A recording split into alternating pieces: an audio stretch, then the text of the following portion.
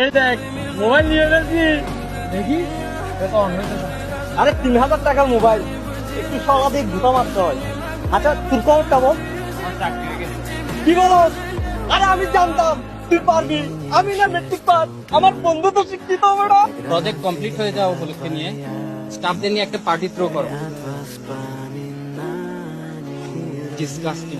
Hey you, come here. প্রজেক্টের একটা discipline আছে, পার্টিতে নতুন জুতা পরার। স্যার বেতন পাইলে জয়েন না দিতে বেতনের কথা না, তোমাদের অভ্যেস বলে এরকম কেন? স্যার আসুন।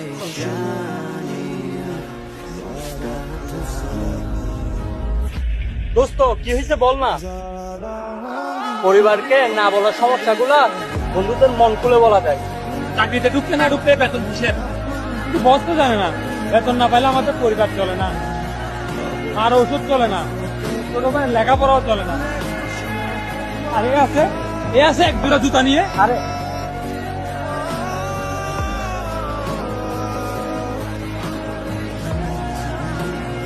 দোস্ত, আমি আছি, কালকে দেখা হবে এই টাইমে এই জায়গায়।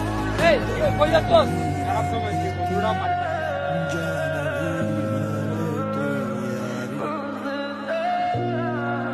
এই নে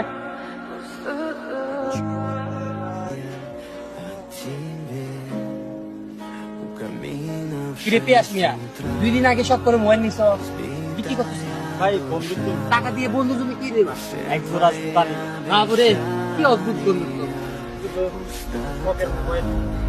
আরে বেতন পাইলে নতুন একটা কিনে দিবি। মনে রাখিস মধ্যবিত্ত ছেলেদের পাশে আত্মীয় স্বজন না থাকলেও বন্ধুরা কিন্তু কি হয়ে থাকে।